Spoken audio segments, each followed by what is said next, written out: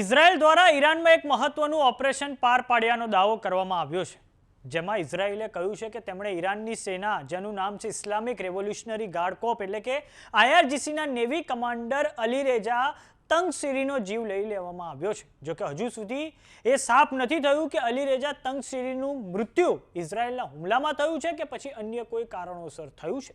તો આવો જાણીએ સમાચાર વિસ્તારથી. નમસ્કાર, જમાવટ સાથે હું છું પાર્થ.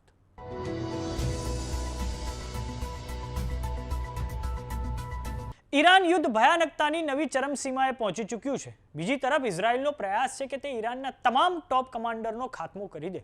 તો હવે ઇઝરાયલ દ્વારા દાવો કરવામાં આવ્યો છે કે IRGC એટલે કે ઇસ્લામિક રેવોલ્યુશનરી ગાર્ડ કોર્પના જે નેવી છે તેના ચીફ કમાન્ડર અલીરેજા તંગસીરીનો જીવ લઈ લેવામાં આવ્યો છે.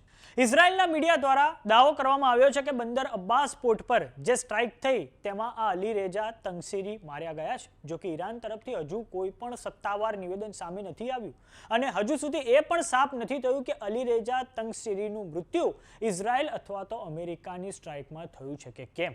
હવે આપણે પરિચય મેળવીએ કે IRGCના મુખ્ય નેવી કમાન્ડર અલીરેજા તંગસીરી કોણ છે.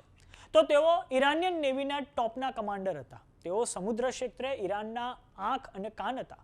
સ્ટ્રેટ ઓફ હોર્મુઝ કે પછી ઈરાનના સમુદ્રી કાંઠાની કોઈ પણ રણનીતિના તેઓ મુખ્ય શિલ્પકાર હતા. આ ઉપરાંત અલીરેજા તંગસીરી સુપ્રીમ લીડરના પણ ખાસ હતા. તેઓ ઓગસ્ટ 2018થી ઈરાનિયન નેવીના કમાન્ડર હતા અને હાલમાં તેમના નેતૃત્વમાં ઈરાને સ્ટ્રેટ ઓફ હોર્મુઝમાં આક્રમક વલણ અપનાવ્યું હતું. આ ઉપરાંત ઈરાનિયન નેવીનું સંપૂર્ણપણે સંચાલન તેમના હાથમાં હતું. આમ કમાન્ડર અલીરેજા તંગસીરીના મૃત્યુથી ઈરાનને ખૂબ મોટો ઝટકો લાગે તેવી સંભાવના છે. હવે આપણે જાણીએ કે અત્યાર સુધીમાં અમેરિકાએ 9000 કરતાં વધારે જે ઈરાનમાં ઠેકાણાઓ આવેલા છે તેમની પર સ્ટ્રાઇક કરી હોવા છતાં કેમ ઈરાનમાં સત્તા પરિવર્તનનો માર્ગ ખૂબ કઠિન છે. ઈરાનના ટોપ લીડર્સને એક પછી એક ઇઝરાયલ ઠાર મારી રહ્યું છે.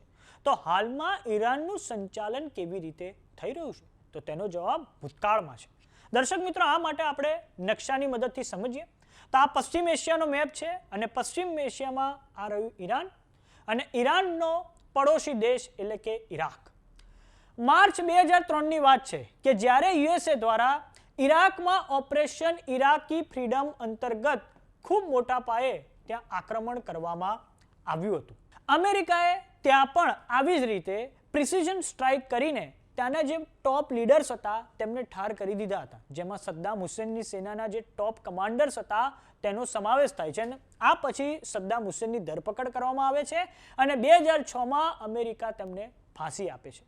આ પછી ઈરાકના પડોશી દેશ ઈરાન દ્વારા એક મોઝેક ડિફેન્સ ડોક્ટ્રિન બનાવવામાં આવ્યું, જેમાં ઈરાનની સેના IRGCએ સમગ્ર ઈરાનને 31 ઓટોનોમસ જે યુનિટ આવે છે તેમાં વિભાજિત કરી દીધું અને જેમાં દરેક યુનિટ પોતાની રીતે એટલે કે ડિસેન્ટ્રલાઇઝ રીતે ઇન્ટેલિજન્સ, સેના અને લોજિસ્ટિક્સનું સંચાલન કરે છે, જે અંતર્ગત દરેક કમાન્ડરે પોતાની જગ્યાએ સ્થાન લેનાર સક્સેસરની પણ નિમણૂક કરી દીધી છે. માટે જ IRGC નેવીના ટોપ કમાન્ડર અલીરેજા તંગસીરીના મૃત્યુ પર ઈરાનને તેના યુદ્ધના સંચાલનમાં ખાસ ફરક પડે તેવું લાગતું નથી.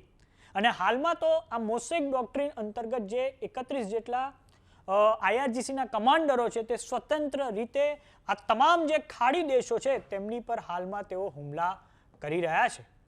તો હવે જોવાનું એ રહે છે કે અમેરિકા અને ઈરાન વચ્ચે જે વાર્તાલાપ છે તે કયો નવો વળાંક લે છે.